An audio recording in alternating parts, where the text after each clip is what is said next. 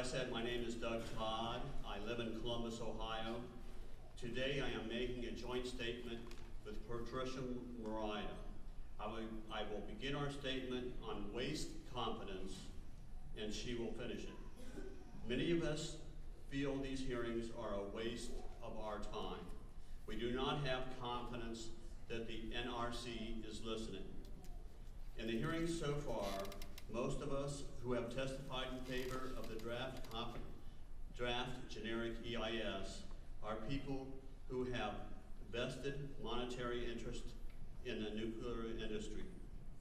Most of these people with industry ties have not actually addressed the specifics of the EIS. What they have to say is mostly platitudes and praise for the NRC and for the future of nuclear power. So we are going to take liberty of also not directly addressing the EIS or repeating the many excellent points that have been made on its serious shortcomings. Instead, we will address the morality of passing on our responsibilities to future generations. The NRC is overseeing the production of deadly poisons that will affect so large a number of generations in the future that the human mind has not evolved to comprehend the magnitude of the figures. All of this to boil water in the last half of the 20th century. How outdated will the technology appear in a couple of generations, let alone hundreds of generations, and who will want to pay to get rid of the waste?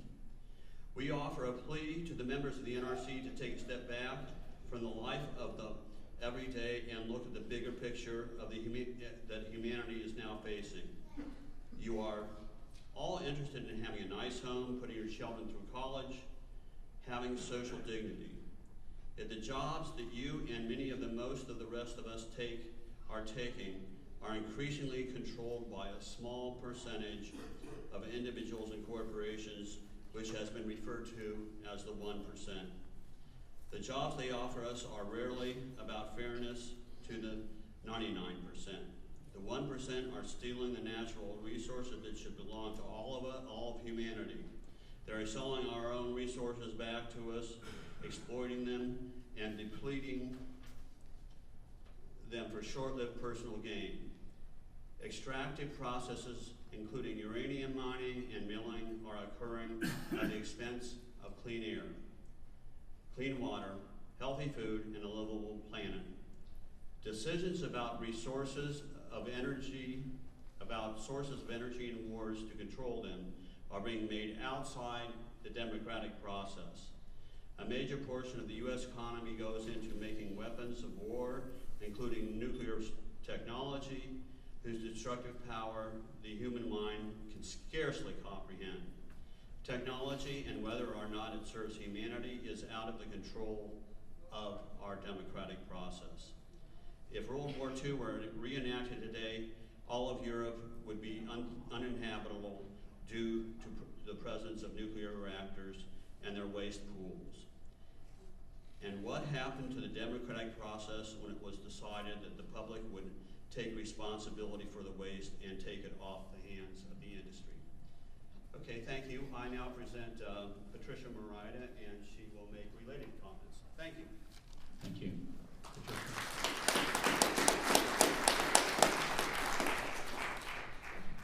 Yeah, I'm Patricia Morida. I too live in Columbus. And Doug Todd and I are making the joint personal statement. We are making a plea to the NRC to step back from their political positions today and look to the future. We are in the midst of a major geological extinction. The world's major fisheries have collapsed. Honeybees that pollinate 1/3 of the world's food crops are declining even more rapidly this year. Rising sea levels are killing the world's corals and threatening low-lying coasts.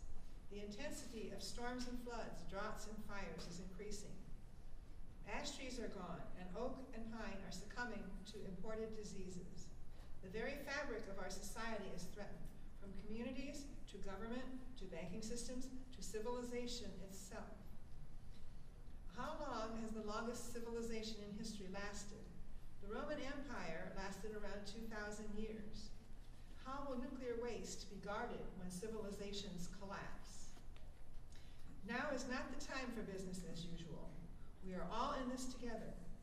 Whether or not we realize it, we are all on the same side here.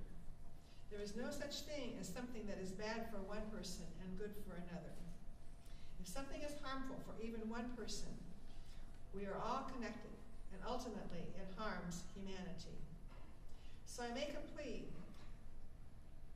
that the NRC stop for a minute and take responsibility along with the rest of us for standing up to the 1% that controls our paychecks. We have a responsibility to protect, not endanger, future generations. We have confidence that the first solution to nuclear waste is to stop generating it.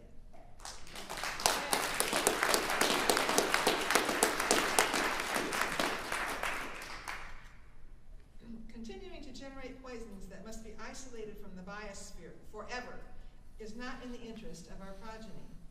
We cannot pretend that future generations will somehow invent alchemy to turn lead into gold. As the song goes, plutonium is forever, but I won't sing it here. Members of the NRC, with the help of the rest of us, must quickly begin the process of adequately isolating the inventory of irradiated fuel rods. Because we do not have the capability of forecasting geologic changes over millions of years, radioactive waste must not be put in inaccessible places, certainly not at this time. A decision to do nothing now is not a solution.